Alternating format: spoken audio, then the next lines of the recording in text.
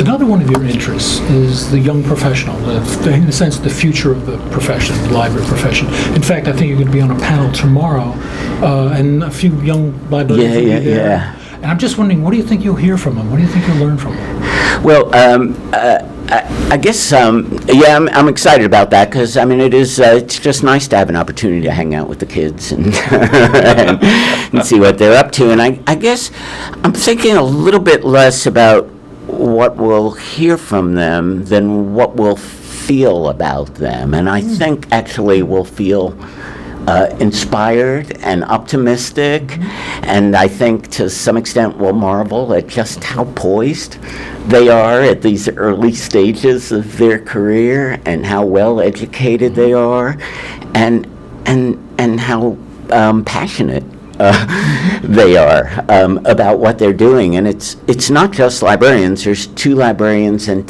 2 people from the publishing side, and that was interesting to me because these are young folks that I've met along the way, and really you just can't paint them as white hats and black hats, or the forces of good and the forces of evil. I mean, they are all these are just smart, well-meaning folks. So one of the things I'm hoping is that these 4 people coming together will find some common ground, maybe better than their older, embittered, entrenched colleagues who have been, duking it out for years and really have a hard time sort of crossing those barriers between the library world and the especially commercial publishing world. Well, to take up on that, I know we had a Neapolitan this morning that had startups. Yes, I was at that session. I was excited and inspired by these young folks. Yeah. I really was. I thought this is excellent. But it does bring me back to, you talk about entrepreneurship within the business sense, but how on earth do we get this into libraries?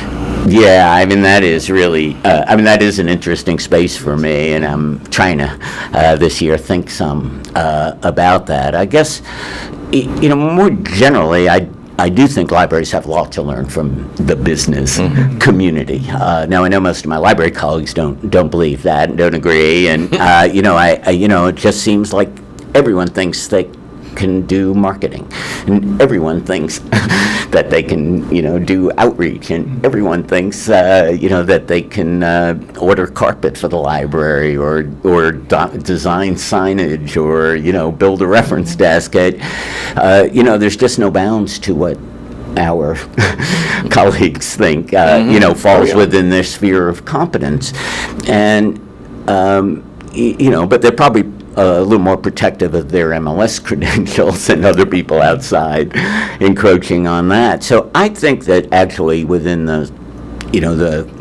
commercial publishing space, there's folks who have real expertise in actually marketing information products, in actually selling or building individual relationships like textbook sales around information products, all of which would be, I think, very beneficial for librarians to try to understand more and take advantage of and sort of see what they could learn. I also think those folks have better metrics for measuring success and failure. Sometimes it's and just a built-in tolerance for failure, which we tend not to have. Well, certainly in that startup discussion this morning, yes, in that level there is real tolerance. Now, in the more established levels, there's probably less tolerance for failure in terms of there are real consequences to real accountability and consequences for not meeting expectations. So angel investors or equity firms or outside folks who are putting money in really expect a return on that investment, and if that's not there quarter by quarter, then they're sort of looking, they want to know why, who's to blame. So, and some people are rightfully or wrongfully, that finger of fate points to some people. Libraries really don't have that. We don't have the measures, and we certainly don't have that culture of accountability that is, and maybe that's a good thing, but in some cases and ways, it's probably not the great thing. But that way, really, your question was more about this entrepreneurship in libraries, and then I'm struggling with. I guess I just think that there's so, as in that panel you saw this morning, Civics was there, and right, and Biblio Labs was there, and I've had opportunities to interact with Google folks out in Mountain View and all. So many attractive opportunities for young people to move into a space that just seems so vibrant and where they would feel empowered. Yes. And, have a real breadth of responsibilities and, that they kind of owned.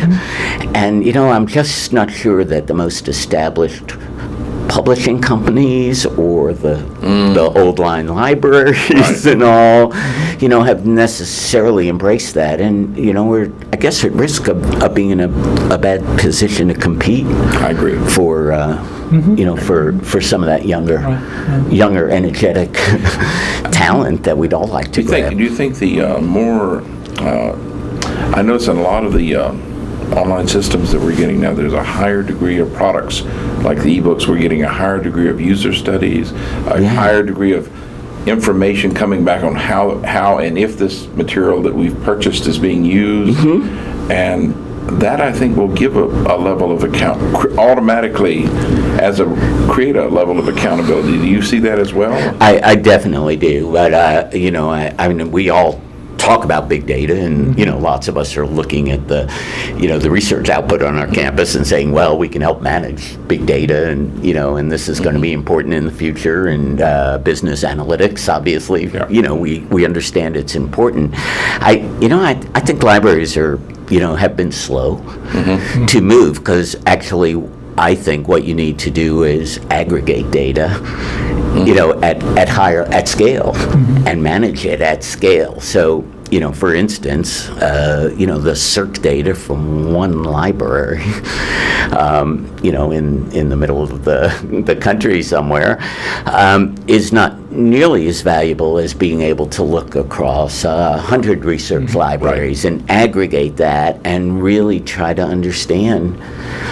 at a much more granular level what moves off the shelves, or what people are coming into, and what what's just sort of sitting there and languishing, and what some of those factors might be that are driving that. So I do think this is an opportunity. I think if we were a business culture, by now we would have figured out that we need, to really leverage millions and millions of data points that are available to us. So